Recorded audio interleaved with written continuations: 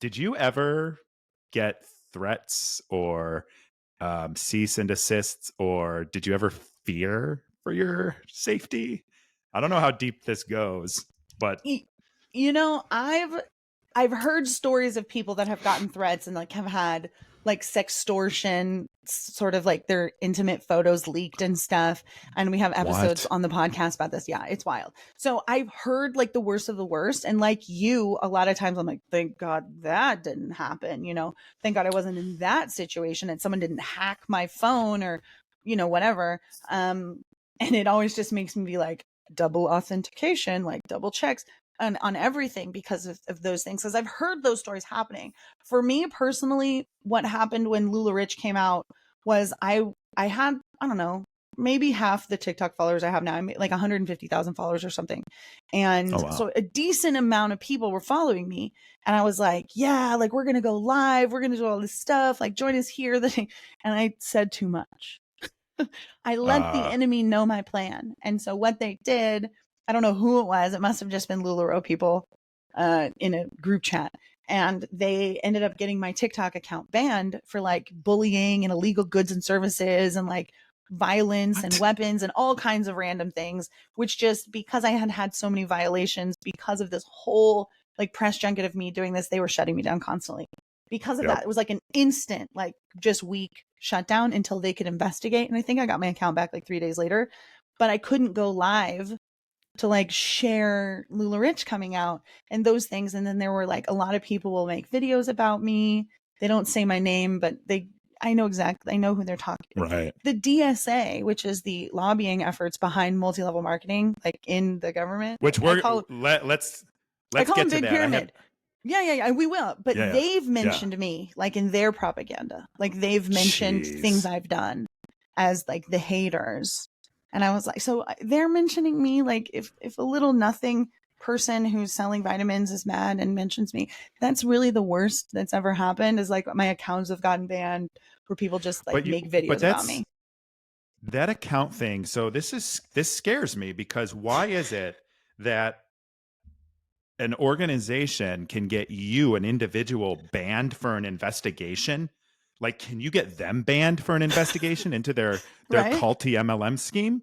Like, that's the stuff to me that is like so scary, and like you could have lost your account forever, right? Right. And I am under firm belief that I've been shadow banned across social, and I'm not surprised because it's the same production companies that can get you a blue check at the snap of a Right. finger, and hook you up with all of these Instagram live this or TikTok live that and all of these things, right? My content like goes nowhere now. Even on LinkedIn. Like LinkedIn, I used to have a very engaging product marketing flow. I would get like speaking opportunities at product marketing events. I would have people reaching out asking me to mentor them because they wanted to get into product marketing. I'll post a very helpful, informative article that used to get probably like 50, 60 interactions with it. Now 2, 3 impressions, 500, if even. Wow. And it's like that on social too. It's so funny. Like I posted a clip from a podcast a few weeks ago, actually a couple months ago now. And I think it got like 7,000 views, it's a lot for, you know, but for 300 some thousand followers, Mm-mm. that's not a lot. Right. No. And a guy who was my guest has, I think, 40 or 50,000, posted another clip and his went insane. Wow. It's it's like, so my point on that is they have a lot of power. They have the power to Mm-hmm. get your TikTok shut down, right? They have the power potentially, maybe, I'm making assumptions, shadow ban me so that I'm only in an echo chamber with the people that already follow me, Right. right? I've been interviewed even recently by very it's almost like feels like entrapment, the way that they're trying to get you to defame people and talk about um like respond to crazy things that production has said or whatever, right? So it's like they come at you in ways that like you can't even envision or can't even imagine, and that has to be scary because you're whistleblowing, and Yeah. it's not just a powerful company or two companies, it's an industry that Mm-hmm. is lobbying, which I had no idea until I met you. So does it scare you? Like, does it scare you that they can theoretically shut down your free speech and censor you if they get enough power or you become a big enough threat?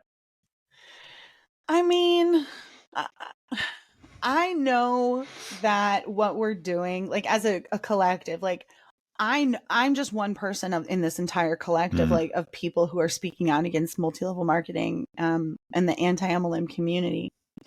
So I'm not really super worried because I know that what we're doing is hurting them.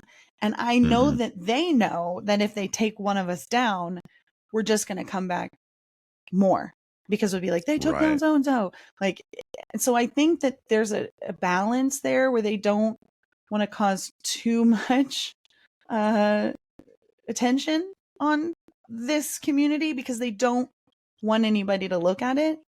They Keeping want it us to be like, contained. they're just crazy. They're Yeah. just failures is what their thing is. So they can't like bring too much attention to us because then it negates what they're saying is that we're nobodies, we're Mm. nothings, don't waste your time, we're not going to waste our time. So I'm not super worried about them coming at, excuse me, I'm a hiccup.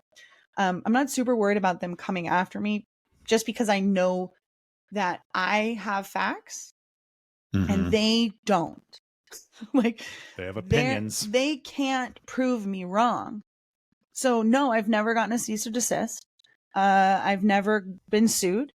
But the other thing is I use a lot of protective language. I have two friends who are lawyers that work in the anti-MLM space with me. And so, Mm. and they're listeners. And so if there was anything ever, they'd be like, Roberta, you got to cut that out like immediately. Got I'm it. not worried about that. I have people from the FTC that listen to me, that listen to my show as what companies to look into or what to keep tabs on. I've met them. They were like, we're huge fans. I was like, are you what? Huh? You? The FTC listens to my show? Like it was that sort of feeling. So I know that we're making moves. I know that we're making waves and I know that we're making them nervous.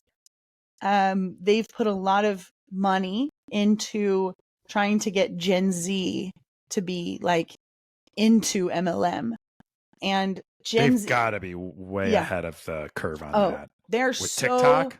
they're so terrified that Gen Z is not going to be pro MLM, that they're going to be anti MLM because it's their whole new generation of victims. Yeah. And so many people that are in Gen Z are realizing the generational trauma that comes with multi-level marketing because their parents did it. They watched their grandmother, they watched their mom just sell Mary Kay and they were never home and they saw the red flags or the weirdness and they're like, what was that ridiculous thing you were doing? And they're learning and avoiding it. I mean, there have And then been people like multiple you. articles. Yeah. And then there's people like me where I'm like, we love you, Gen Z. And they come and they find us and they go, oh my gosh, yes, my mom did this. And they've got all these stories. I've even had Gen Z people on the show to talk about like their experiences growing up as a child of a serial MLMer. Jeez. Yeah. Do you think And it's like an addiction? yeah, Like gambling? Because absolutely. I was thinking again Mhm. about your former friend or a friend or whatever you want to call him, who was going to use their mortgage to buy more, Yeah. buy more Rue. Is it LuLaRoe. You were right. LuLaRoe? Yeah.